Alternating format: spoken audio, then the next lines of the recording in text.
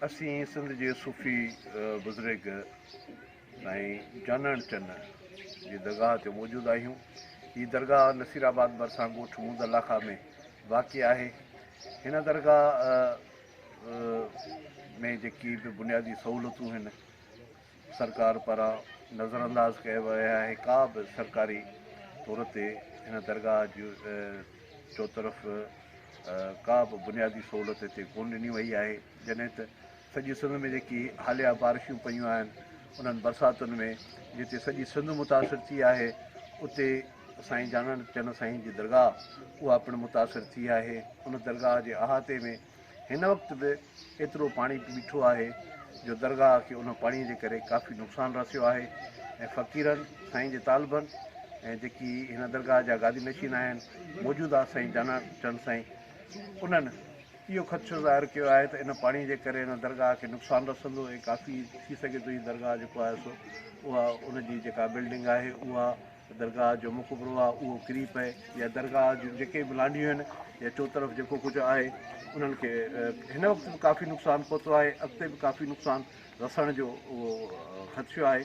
अचो त इन सिलसिले में असां जेकी साईं मौजूदा गादी नशीन आहिनि साईं नंढा जानण चंद साईं उन्हनि सां ऐं जेकी हिन दरगाह जा तालिब आहिनि फ़क़ीर आहिनि उन्हनि खां इन सिलसिले में पुछूं त आख़िर हिते बुनियादी सहूलियतुनि जी खोट छो आहे। सॼी सिंध बल्कि हर हंधि फ़क़ीर चारनि तरफ़नि फ़क़ीर जी वाखाणा ऐं हिकिड़ी मारूफ़ शख़्सियत आहिनि ऐं तसव्वुफ़ जो हिकिड़ो बालातर किरदारु आहिनि। फ़क़ीर पंहिंजी सॼी ज़ाती ज़िंदगी में पंहिंजे कौल फेल ऐं पंहिंजे अमल सां करे ॾेखारियो त कीअं फ़क़ीर कीअं थिबो आहे या फ़क़ीरनि पाण सॼी फ़क़ीर साईं पंहिंजे नज़म में फ़क़ीर सदाईं थी फ़क़ीर फ़ना न थिए मता फ़क़ीरी लॼाएं सॼो पाण ॿुधायूं ऐं करे ॾेखारियूं। उन खां वधीक शानदार ॻाल्हि इहा बाक़ी मसइलो हीअ आहे त फ़क़ीर साईं जी दरगाह मां सम्झां थो हीअ कोई 94 खां वठी मोहम्मद इलाइक़ा में राइश आहे। हिते पूरी सिंध में बल्कि हर मकतब फ़िक्र जे दरगाहनि खे ऐं सभिनी इदारनि खे सभिनी पासनि मज़हबी जमायतुनि तंज़ीमुनि सियासी जेके बि असांजूं हिकिड़ा विरसा आहिनि या ॿिया मामला आहिनि सभिनि खे हिकिड़ो तहरुक उन्हनि लाइ ख़्यालु रखियो थो वञे त इहो उन्हनि जो फ़र्ज़ु आहे। ऐं जान साईं जन जो जेको बोल कलाम आहे हालांकि त ज़ुल्फ़िकार अली भुट्टो या बेनज़ीर भुट्टो उहे पाण फ़क़ीर साईं वटि कई भेरा आया ऐं कई भेरा आश कयाऊं फ़क़ीर साईं खे ज़ाती ख़िदमत लाइ। साईं सदाईं इनकार कयो त असांखे कंहिं बि क़िस्म जी नई घुरिज आहे नई ज़रूरत आहे असां लाइ मेहदी काफ़ी आहे। सो इहो हाणे उन्हनि जो फ़र्ज़ु आहे इहो असांजे सिंध हुकूमत जो फ़र्ज़ु आहे त उहे छो आख़िर हिन ॻाल्हि खे नज़रअंदाज़ कनि था। उन जे लाइ हिते काफ़ी ज़रूरतूं आहिनि जेके इंसानी ज़रूरतूं ज़ाहिरीन अचनि था उन्हनि जे लाइ हिकिड़े अवल त वेटिंग हॉल कोन्हे ऐं उन सां गॾु वॉशरूम कोन्हनि। उन सां गॾु ॾिसो था हीअ दरगाह हेठि केॾी आहे हिते जेको आहे सो मिटीअ जी ज़रूरत आहे ऐं फ़र्शबंदी जी ज़रूरत आहे। हिते तमामु घणी जीअं लाइब्रेरी आहे नौजवान तबिको हिते घणो अचे थो। फ़क़ीर साईं जन जी इसबाती थी आहे त ॾिसूं था असां हिते नौजवान तबिको एडुकेटेड माहौल वारा छोकिरा नौजवान हिते अचनि था उन्हनि जे लाइ हिते का हुजे लाइब्रेरी अहिड़े हिसाब सां हिते तमामु घणियूं ज़रूरतूं आहिनि। गवर्नमेंट जेकॾहिं तरक़ वठंदी ऐं थोरो तवजो ॾींदी त हुननि खे हिते अमन जो प्रोग्राम बि मिलंदो। फ़क़ीर साईं पाण ज़ाहिर में समाज इंसानी मुआशरे में तमामु घणो साईं जाम साकीजन सां या MRD जी तहरीकुनि में ग़रीबनि हारनि सां गॾिजी साईं जन उनजी काफ़ी उन्हनि मां मदद कंदा हुआ उन्हनि सां साथ ॾींदा हुआ। हिन वक़्तु जेका पोजीशन आहे उहा तव्हां पाण ॾिसो हिकु त असांजी दरगाह वॾी हेठाई में आहे जेके सॼे ॻोठ जो जेको ड्रेनेज सिस्टम आहे उहो सॼो असांजे हेॾे का थो करे पियो जंहिंजे करे तमामु घणी परेशानी थिए थी। पासे में खॾूं आहिनि उन्हनि जो जेको ॿनियुनि जा नेकर आहिनि उहे अचनि था उन खां वधीक तकलीफ़ थिए थी पई। खोट जे हिसाब सां मुंहिंजे ख़्याल दरगाह ते 90% असांजी दरगाह ते ज़रूरु आसाशुनि खां उहा खोट आहे जेका असां न असांजा मुसाफ़िर खाना आहिनि न असांजो ड्रेनेज सिस्टम आहे न असांजो को हिते असांजो माना ब्लॉक सिस्टम आहे असांजो रोज़ो आहे ॿिनि तरफ़नि खां टुटी पियो आहे। ज़ाहिर आहे हीअ जेकी असां हीअ हाल ठारायो आहे जेको मुसाफ़िर खानो उहो पंहिंजी मदद पाण ठारायो आहे जंहिंखे बि हाणे इहो छित ते तव्हां ॾिसो था बीठो आहे अॻिते हिनखे अफोर्ड नथा करे सघूं करे सघूं हाणे ज़ाहिर आहे असां पंहिंजे हुकूमत खे उन्हनि खे असां इहो अर्ज़ु रखंदासीं त थोरी हेॾी नज़र कनि।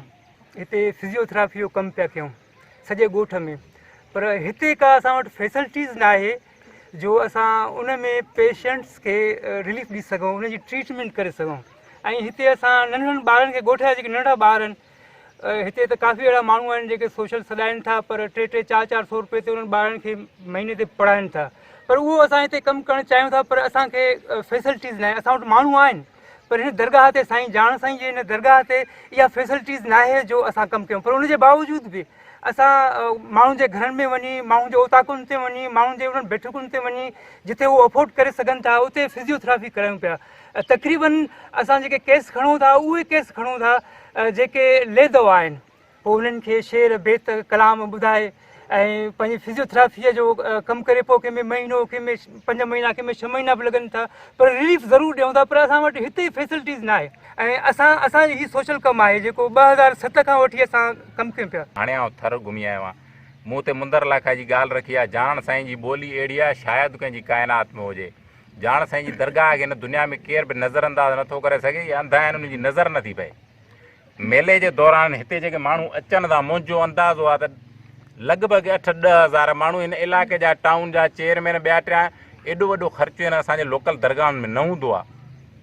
पर शर्म कोन्हे, समाज जे असांजे जो हिसो आहिनि, समाजी उस्ताद हिते वेहंदा आहिनि ऐं समाजी दरसगाह मिलंदो आहे। दरगाह जानण चंद जे बुनियादी सहूलियतुनि जे हवाले सां ऐं हालिया थियल नुक़सान जे बारे में तव्हांखे साईं जन जे दरगाह जे कादिनशीन साईं जानण चंद साईं ऐं दरगाह जे तालिबनि फ़क़ीरनि हिन दरगाह जे हवाले सां जेके बि बुनियादी ज़रूरतूं आहिनि, जेकी बि खोट आहे ऐं उनखां अलावा जेकी नुक़सानु थियो आहे ऐं जेको पाणी बीठो आहे, उनजे निकाल लाइ पंहिंजा वीचार ॾिना।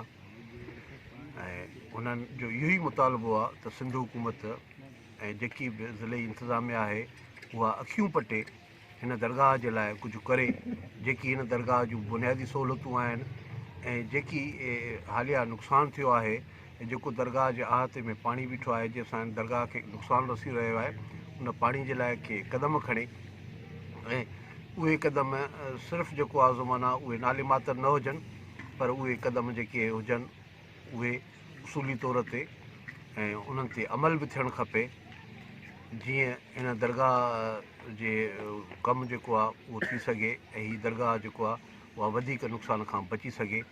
कैमरामैन ख़ादिम राहू जे सां गॾु लतीफ़ सोलंगी, KTN न्यूज़।